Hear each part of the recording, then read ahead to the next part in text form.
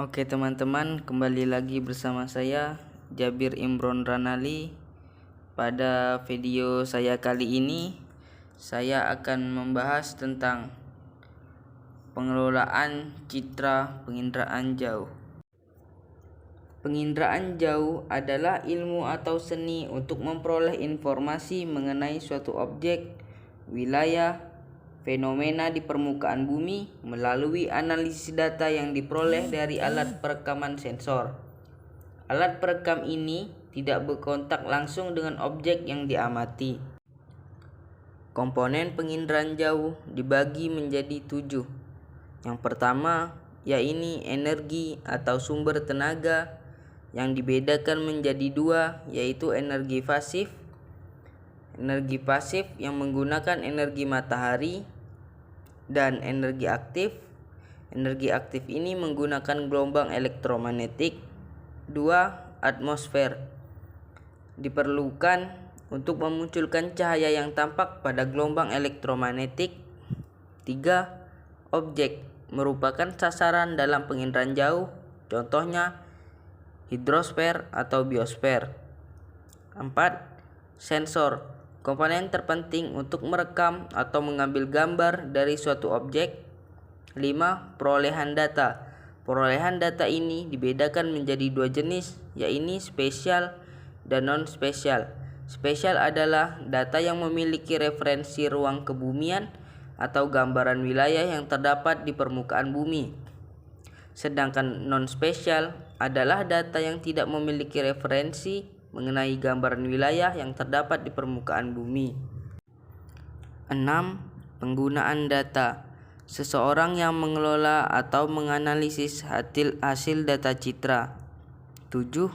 Wahana, kendaraan yang digunakan untuk membawa sensor atau alat perekam. Pengelolaan citra satelit. Citra adalah penginderaan jauh. Citra terbagi menjadi 2 jenis, yaitu 1. Citra foto, 2. Citra non-foto. Setelah citra didapatkan dari proses penginderaan jauh, hal yang dilakukan selanjutnya adalah melakukan interpretasi citra.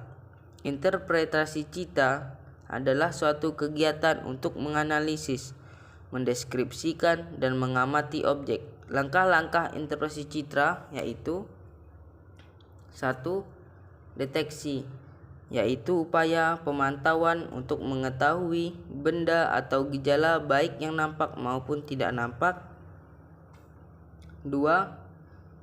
Identifikasi, yaitu kegiatan untuk mengenali objek yang tergambar pada citra.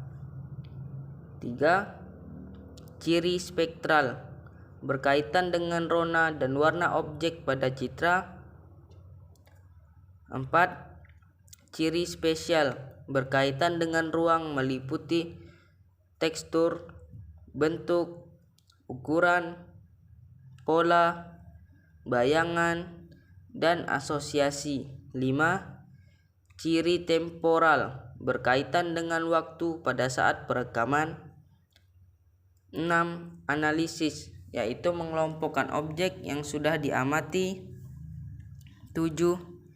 Deduksi, yaitu proses akhir dari interpretasi peta yang menjadi kesimpulan akhir atau penentu jenis objek pada citra.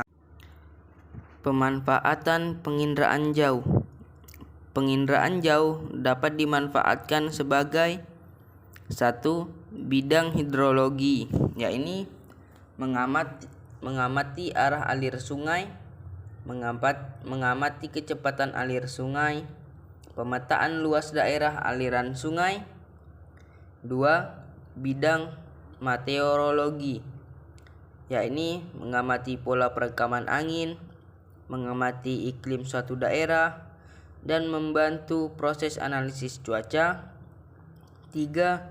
Bidang oceanografi, yaitu mengamati gelombang air laut dan pasang surut, pemetaan potensi sumber daya laut, dan pemantauan berubah pantai akibat abrasi atau sedimentasi. 4. bidang geologi dan geomorfologi, yakni untuk pemetaan daerah vulkanik, pemantauan wilayah bencana, mengamati gerak massa batuan, dan mengamati arah pergerakan lempeng. 5. Bidang perencanaan, yakni penentuan lokasi pembangunan suatu infrastruktur publik, penentu rute perjalanan transportasi publik, sebagai bahan kajian suatu lahan, dan sebagai penentu model pengembangan suatu wilayah. Dapat kita lihat bahwa pengelolaan citra penginderaan jauh berperan sangat penting saat ini untuk membantu manusia di berbagai macam bidang seperti bidang meteorologi, hidrologi, geologi, atmosfer, sampai perencanaan wilayah.